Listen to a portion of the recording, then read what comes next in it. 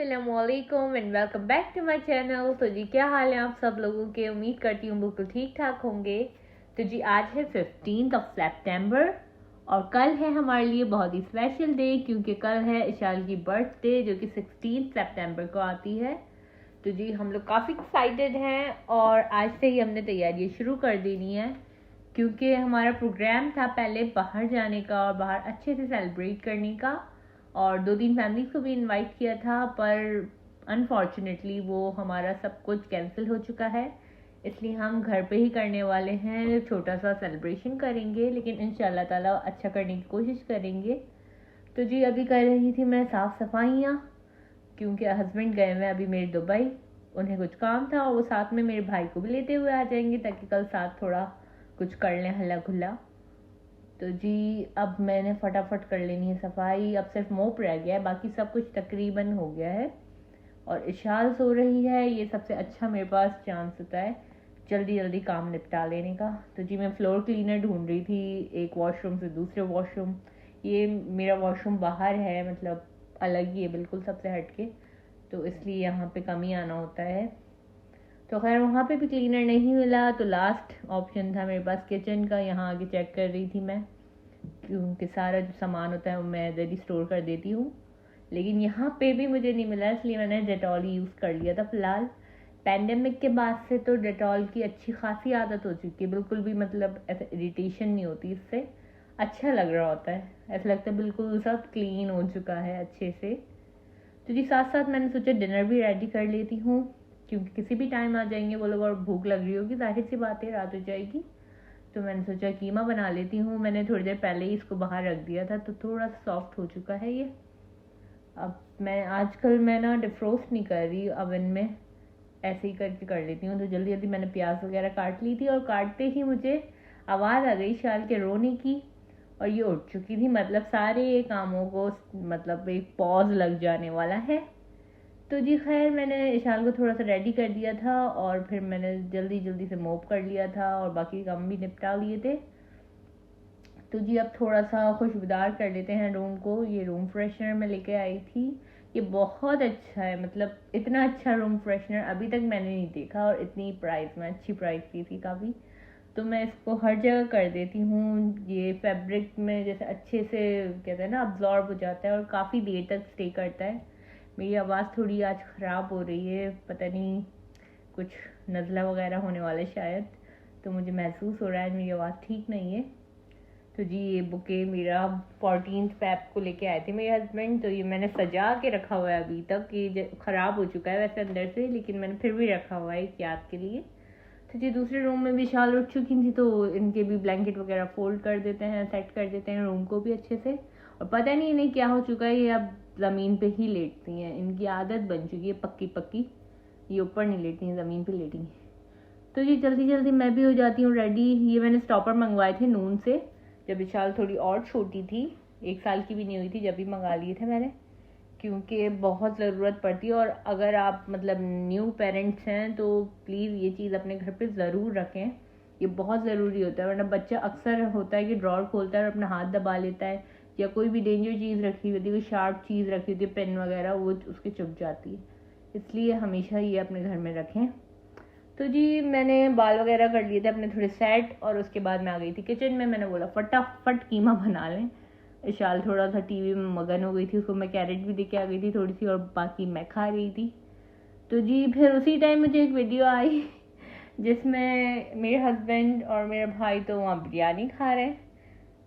Actually मेरे husband को उनके फ्रेंड ने इनवाइट कर लिया था, उन्हें पता चला था कि आए हुए हैं वहाँ पे दुबई में, तो उन्होंने बिरयानी के लिए बुला लिया था। और बिरयानी के लिए तो रेजिस्ट कर ही नहीं सकता बंदा, जाहिर सी बात है, कितना भी कोशिश कर ले नहीं हो पाता रेजिस्ट भाई, मुझसे तो बिल्कुल नहीं हो पाता। तो ये हैदराबादी बिरयानी थी, इनके फ्रेंड जो थे वो हैदराबादी थे, तो उन्होंने बोला आओ ज़रा हम अपना मतलब दिखाते हैं हैदराबादी टच क्या होता है। तो जी बिरयानी तो काफ़ी अच्छी थी और मैंने अपने हस्बैंड को कह दिया था कि मेरे लिए लेके आनी है ज़रूर। तो जी ये लोग आ गए थे घर, ये मामा अपनी भांजी को दे रहे थे, कैंडीज़ वगैरह लाए थे, चिप्स वगैरह वगैरह। तो इसने इशाल ने एक नई आदत बना ली है, ये अपनी चेयर से नीचे भेजती है सारी चीज़ें और फिर फ़ौरन खुद नीचे उतर जाती है और फिर आराम से बैठ के नीचे खेलती रहती है उनसे। तो जी ये मार्शमेलो इशाल को बहुत पसंद आ गए थे। मैं पहले भी एक बार लेकर आई थी पर ना इसने खाए नहीं थे, शायद इसके दांत नहीं आए थे उस टाइम पे, लेकिन इस बार तो इसे बहुत ही पसंद आए ये मार्शमेलो। ये तो बस यूँ गायब होते हैं इसी हाथ में देती हूँ और बस गायब मार्शमेलो। तो चलो अच्छा है, कुछ तो खाया। तो जी ये टी केक लेकर आया था मेरा भाई, लेकिन इसने बोला ऐसे ही चलो प्रैक्टिस करते हैं शाल के साथ कैसे ही केक काटती है। तो हमने इस पे वही हैप्पी बर्थडे और 2 का वो लगा दिया था प्रॉप। तो जी ये तो भाई डर गई एकदम से कि क्या करवा रहे हैं हमारे अम्मा अब्बा। एकदम से नाइफ पकड़ाई और नीचे कर रहे हैं, क्या कर रहे हैं, एकदम डर गई थी। क्योंकि जब मतलब इसकी फर्स्ट बर्थडे थी उस टाइम इतना याद नहीं रहता बच्चे को, लेकिन सेकंड में थोड़ा समझदार हो जाता है तो उसे पता चल रहा होता है कि क्या करवा रहे हैं मुझे। तो जी उसके बाद मैंने तो खोल ली थी भाई अपनी बिरयानी। मुझे बहुत भूख लगने लग गई थी इस टाइम पे। तो जी बिरयानी के साथ 2 चीज़ें आती है, एक ग्रेवी आती है इसी की बिरयानी की और साथ में आता है रायता। तो मुझे वैसे रायता इतना पसंद नहीं है यहाँ पे, बाहर का, घर का ही पसंद है मुझे, लेकिन ये वाला रायता थोड़ा सा अच्छा था और ग्रेवी भी अच्छी थी, बस सही थी। मुझे इतनी अच्छी नहीं लगी, मतलब जितनी लगती है यहाँ की ग्रेवी अच्छी उतनी अच्छी नहीं थी, पर अच्छी थी, 50-50 कह सकते हैं। तो बिरयानी तो बहुत ही टेस्टी थी, बहुत ही यमी थी। तो जिसके बाद मैं आ गई थी वापस किचन में। मैंने बनाना था कल के लिए चिकन पेटीज़ बनाने, मैंने बॉक्स पेटीज़ बनाने। तो उसके लिए मैंने चिकन रेडी करनी थी, तो मैंने गार्लिक फ्राई करके चिकन फ्राई की, फिर उसमें मैंने डाल दिया टिक्का मसाला और तंदूरी मसाला और ये वाली सॉसेस डाल दी, हॉट सॉस, सोया सॉस वगैरह। इसकी पूरी रेसिपी ना मैं ऊपर लिंक दे दूँगी, आपको वहाँ से मिल जाएगी और नेक्स्ट डे मैं सही से बता भी दूँगी आपको। तो ये चाय वगैरह बना ली थी, इन लोगों ने तो डिनर कर लिया था बाहर ही। सिर्फ चाय की कमी थी और वो मैंने ही पूरी करनी थी क्योंकि इन लोगों को मेरे हाथ की चाय बहुत पसंद है। और ये लोग इसी के साथ ये टी केक था, ये लोग खा रहे थे। इनको बहुत पसंद है इस टाइप की चीज़ें, रस्क हो गए, केक रस्क, बोटाई आती है पफ वाली जो होती है वो, और ये केक वगैरह इनको बहुत पसंद है। ये लोग मतलब पराठा भी खा सकते हैं चाय के साथ, ये लोग डबल रोटी भी खा सकते हैं, इनको बहुत पसंद है। लेकिन पता नहीं क्यों मुझसे तो नहीं खाई जाती ये चीज़ें बिल्कुल भी। तो जी उसके बाद हम लोग सो गए थे, फिर नेक्स्ट डे में उठी, नाश्ता वगैरह करवाया इनको और फिर मैं लग गई तैयारी में शाम की।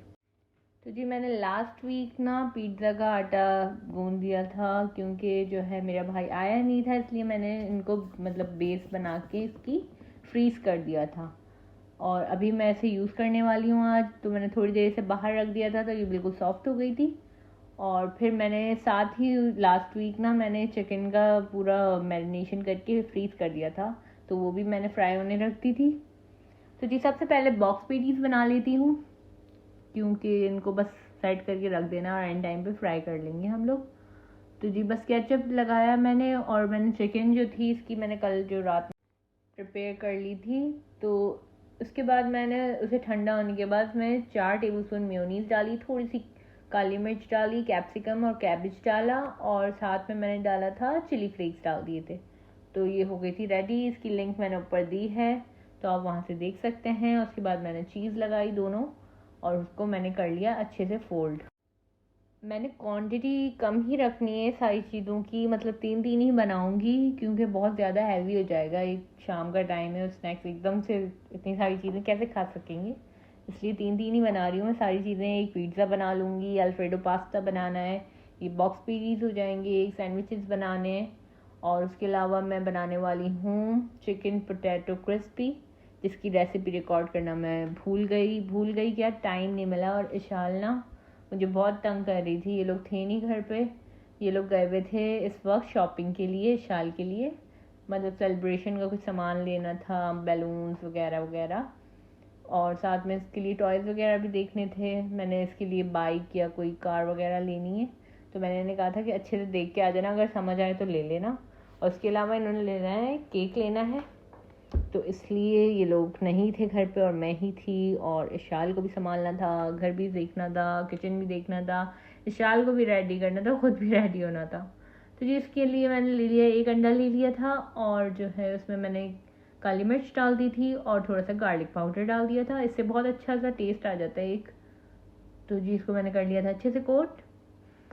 तो मैंने अब बनाना है अल्फ्रेडो पास्ता, तो उसके लिए मैंने चिकन को मैरिनेट किया था सोया सॉस, हॉट सॉस और काली मिर्च और चिली फ्लेक्स, बस इनको मिक्स कर लिया था मैंने और थोड़ी देर के लिए 5 मिनट के लिए रख के इसको फ्राई कर लिया था। फिर उसके बाद मैंने एक पैन में बटर लिया, उसमें गार्लिक क्रश करके डाला और उसको थोड़ा सा फ्राई करके फिर उसमें मैंने क्रीम डाल दी। क्रीम डालते हुए बिल्कुल फ्लेम को लो कर दें। तो जी मैंने अच्छे से इसको मिक्स कर लिया था और फिर इसमें मैंने ऐड कर दिया था तकरीबन 1/4 कप दूध डाल दिया था मैंने इसमें और इसको अच्छे से मिक्स कर लिया था। फिर उसके बाद मैंने इसमें डाला ब्लैक पेपर, चिली फ्लेक्स और ऑरिगेनो डाल दिया था। इससे बड़ा अच्छी खुशबू आ जाती है, बड़ा मज़ेदार सी खुशबू आ जाती है।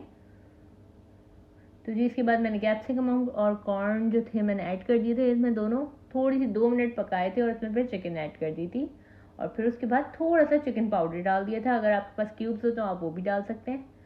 तो जी फिर उसके बाद पास्ता ऐड कर दें और बस वो रेडी है 2 मिनट में। तो जी ये मुझे वीडियो भेज रहे थे मेरे भाई, ये केक वगैरह की वीडियो बना ली थी उन्होंने। मैंने इन्हें कहा था फेरेरो रोशर लाना या ट्रफल केक लाना, इसके अलावा कुछ ना लाना, तो फिर ये फेरेरो रोशर ले आए थे और बहुत ही यमी था वो, तो बस उसमें तो जान बसती है मेरी, इतना यमी केक है। तो जी चिकन का जो बैटर बचा था उसी से मैंने सैंडविचेस बना लिए थे और मैंने इनसे टूथपिक मंगवाई थी एक अच्छी सी फैंसी सी हैप्पी बर्थडे वाली। तो उसमें मैंने अनियन, कैप्सिकम और क्यूकम्बर लगा दिया था। तो बड़ा ही क्यूट सा लग रहा था। ये बच्चों की अगर पार्टी हो, मतलब बहुत सारे बच्चे आए तो बहुत अच्छा लगेगा। तो जी प्रिपरेशंस चल रही थी अंदर, हो गुब्बारे शुब्बारे फुलाए जा रहे थे। तो जी ये था शाल का बर्थडे केक, ये है मिस्टर बेकर का है। अगर आप चॉकलेट लवर हो, फज केक पसंद है आपको, तो आप ज़रूर यही लें। ये फेरेरो रोशर के नाम से जो चॉकलेट आती है ना, उसी का मतलब फ्लेवर है और बहुत ही यमी है। तो सारी डिशेस हो चुकी हैं रेडी। ये थे पोटैटो क्रिस्पी जिसके बारे में मैंने बताया आपको, बॉक्स पेटीज, पिज़्ज़ा भी रेडी हो गया था और सब कुछ ही बहुत बहुत यमी था। Happy birthday to you, happy birthday to you, happy birthday.